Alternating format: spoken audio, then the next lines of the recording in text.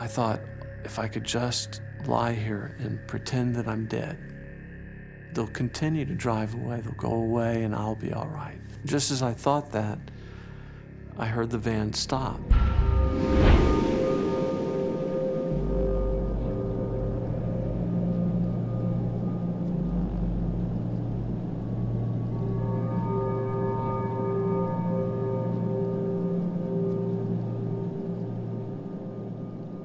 Even though I kept saying no, they followed me. And as I came out of the store, I noticed they had a dog with them.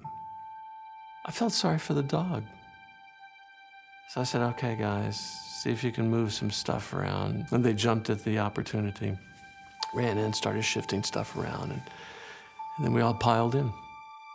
One of the fellows was certainly more forthcoming and charming. His friends seemed reticent and hesitant.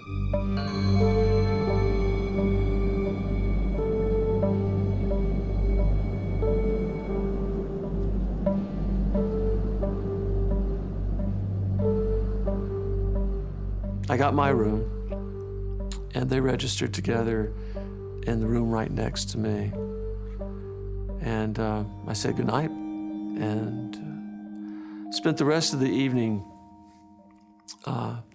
wondering if I had made a mistake.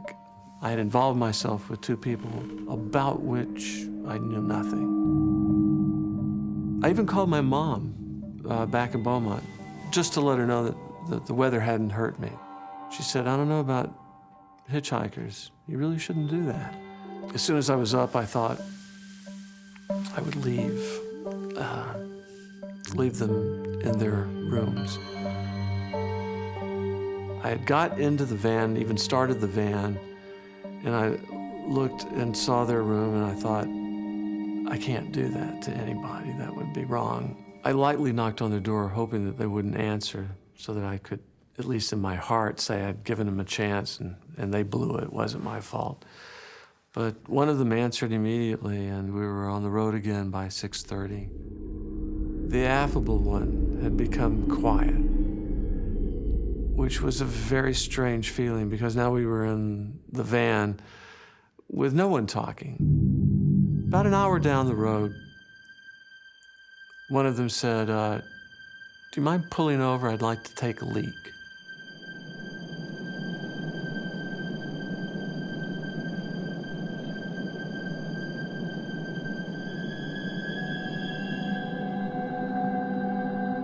I had the van in gear, as I recall. And just as the engine was revving up, the sliding door slid open. And I turned, and that's when I saw this hammer.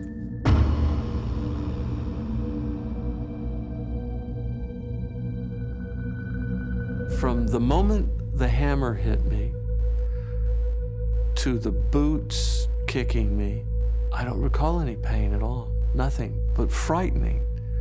A sense of death, a sense that this is going to be the end.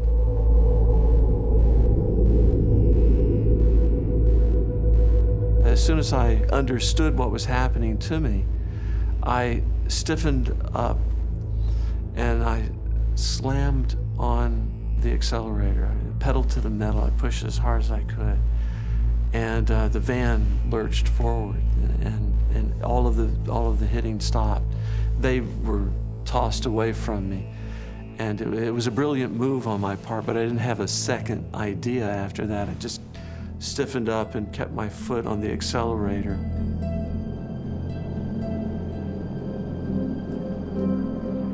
I thought, I've seen this in movies before.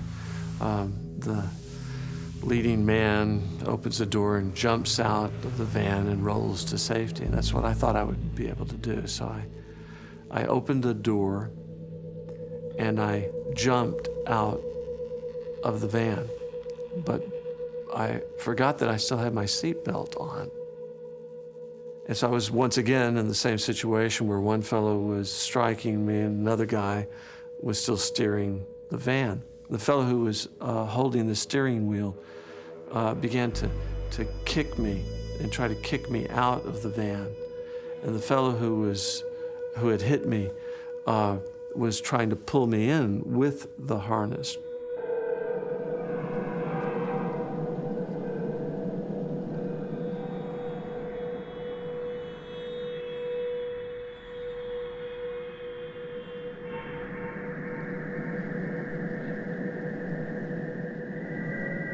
I heard the van moving away from me, the sound of a vehicle leaving. And I thought, if I could just lie here and pretend that I'm dead, they'll continue to drive away, they'll go away, and I'll be all right. Just as I thought that, I heard the van stop. And then I heard the van backing up. And I thought, I'm in the snow, they probably can't even see me. And then I thought, if they do see me, they'll think I'm dead. I look like I'm dead. I can't feel my body. I feel like I'm dead. And I knew that if I could just be still, perfectly still, that they would not see me or they would leave me. They ran over my feet, but I didn't move. I stayed perfectly still. I heard the door, the sliding door of the van open up, and I heard one of the men call out, "Here, Bear, here, Bear." And they had come back because of the dog. They felt sorry for the dog. They didn't want it to die out there all by itself. In the snow, it's the same reason that I had invited them into the van. He got into the van and they closed the door and they drove away and left me in the snow to die.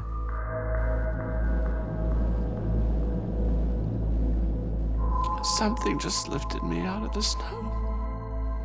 I just felt that I wasn't supposed to do that I wasn't supposed to die, and that there was a reason to live. And it didn't matter what they had done, that I could do it, that I could make it. And somehow I stood up. My glasses were gone. I'm totally blind without them.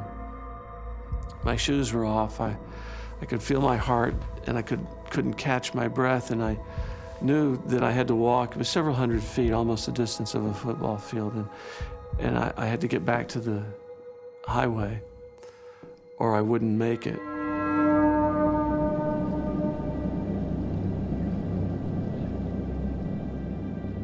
I stood holding my right hand up, trying to stop a car, and no one would stop. I probably didn't look very much like you would want to have me in the car. And I thought again that if no one stops, I'm not going to make it. I had trouble breathing, and I kept thinking, there's got to be something inside of me that's very messed up.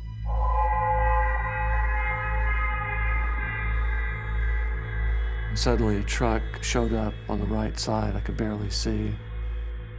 They couldn't ignore me, and within a few minutes, I was being taken care of by the ambulance.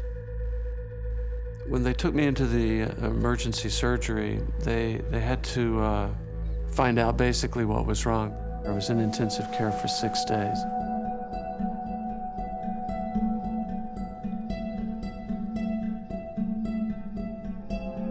Based on what I was able to tell them and what they were able to piece together, the local police weren't able to do very much. The case was going nowhere, and so they assigned a Texas Ranger to the case. And through his sources, he was able to find that one of the assailants had escaped from a minimum security prison in California.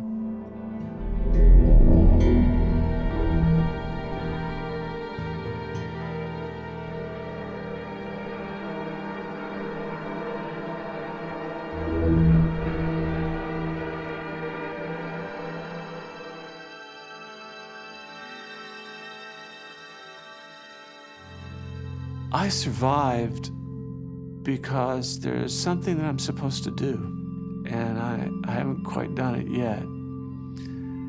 And I didn't want to die.